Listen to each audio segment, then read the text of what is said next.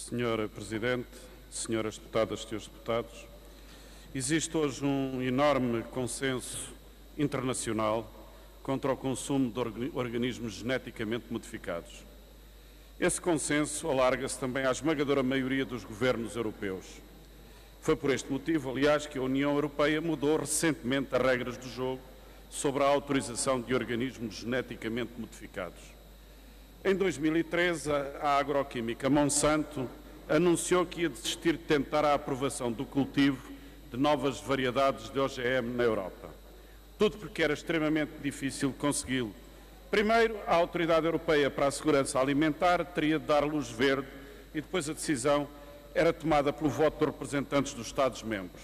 Acontece, como disse, a esmagadora maioria dos governos europeus se opõe aos OGM, logo a aprovação da introdução de novas espécies não existia de facto. Desde 2005, a autoridade tinha dado luz verde a 8 variedades, mas nenhuma conseguiu a autorização na Comissão Europeia.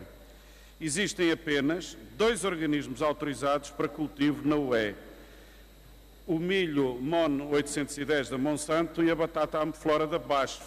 Acontece que em 2012 a BASF decidiu deixar de cultivar a batata na Europa, precisamente devido à hostilidade que este tipo de cultivo gera no nosso continente.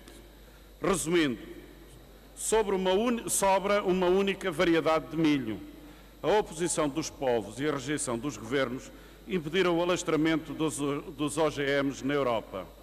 Vários países proibiram mesmo o cultivo de OGMs nos seus territórios e na União Europeia apenas uma minoria de 5 países o permitem. A saber, Espanha com 132 mil hectares, Portugal com 8.500 hectares são os principais produtores a que se juntam a República Checa, a Roménia e a Eslováquia. É esta a realidade dos OGM na Europa. A vontade dos povos é inequívoca. Por isso mesmo, a União Europeia mudou as normas relativas ao cultivo, abstendo-se de legislar ela própria, devolvendo aos Estados o poder de tomada de decisão. Atribuíram aos Estados-membros a possibilidade de limitar ou proibir o cultivo nos seus territórios, o que, aliás, na prática já se verificava. O governo português não tem agora o condicionamento da maioria dos governos, mas sabe que está isolado na União Europeia. Sabe também que está isolado no próprio país. Recusamos que Portugal seja uma ilha na Europa e que seja o paraíso dos OGM na Europa. Foi uma má decisão, entretanto, na União Europeia. A própria União Europeia deveria ter corrigido o modelo europeu de autorizações, devia ter aplicado ela própria o princípio da precaução em relação às consequências na saúde pública e na biodiversidade genética. Mas não, as instituições europeias preferiram virar a cara. Temos enormes preocupações com esta decisão, que partilhamos, aliás, com várias organizações não governamentais da área do ambiente.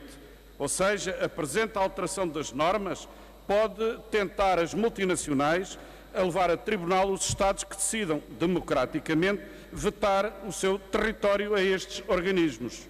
É uma preocupação tanto maior e é uma preocupação iniludível quando ela pode vir a estar acoplada à aprovação do Tratado Transatlântico de Comércio e Investimento, vulgarmente conhecido pelo TTIP.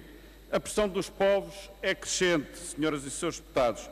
Mesmo nos Estados Unidos, que são os maiores produtores de OGMs e onde tradicionalmente a opinião pública era mais favorável, isso está a mudar. No início do ano passado, uma grande multinacional agroalimentar viu-se obrigada a retirar OGMs dos seus cereais de pequeno almoço, dos mais consumidos no país. Não resolve o problema, mas espalha o consenso que se alarga na sociedade.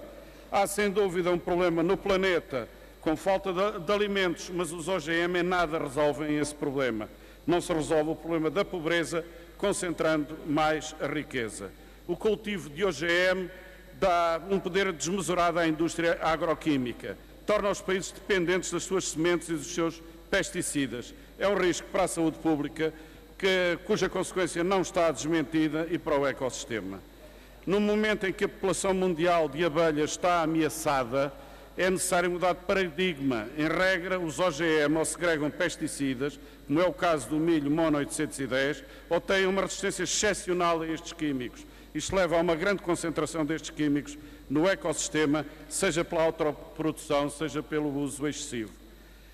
Assistimos, nomeadamente nos Estados Unidos, ao regresso do uso de pesticidas altamente tóxicos, como é o caso do herbicida 2.4-D, nada mais, nada menos que um derivado do agente laranja, uma arma química que todos conhecemos, foi usada na Guerra do Vietnã. Chegou o momento para, em Portugal, dizermos não aos OGM. É assim em quase toda a Europa. É assim até nas potências agrícolas da Europa. É essa a vontade da precaução dos povos. E por esse motivo apresentámos à Assembleia da República, e outros o farão, uma proposta para proibir o cultivo, a importação e a comercialização de organismos geneticamente modificados. O governo português tem estado do lado errado no que toca à segurança alimentar. Há 2 anos votou na União Europeia contra a proibição de 3 pesticidas responsáveis pelo declínio da população de abelhas. A proibição foi maioritária e foi aprovada. Agora insiste em proteger os interesses das multinacionais agroquímicas, embora praticamente isolado na União Europeia ao autorizar o cultivo de OGMs. Esteve errado e isolado e assim continua. O nosso caminho nesta matéria tem sido bastante claro. Aprovar o princípio da precaução. Já o fizemos no ano 2000 e especificamente em relação a algumas variedades de OGM. Senhoras e senhores deputados, não é aceitável que, em resposta ao Bloco de Esquerda, o Ministro do Ambiente, Jorge Moreira da Silva, nos diga que vai manter a autorização para o milho transgénico em Portugal, quando ele se coloca claramente dentro da ideia, diz ele, cientificamente comprovada, que esse OGM não tem qualquer consequência nem para a saúde pública, nem para o ecossistema. Segundo o Ministro do Ambiente, o princípio da precaução está garantido porque os OGM não têm nenhuma lesão, nenhum conflito com o princípio da precaução. E, portanto, é lamentável que o Governo mantenha essa opinião minoritária, hoje completamente uma opinião em decadência na Europa. E deixamos aqui o alerta, porque, infelizmente, não só o Governo, PSD-CDS, se prepara para manter a autorização para esse organismo geneticamente modificado, como, eventualmente, agora liberto dos condicionamentos da União Europeia, pode até vir a autorizar outro tipo de variedades genéticas.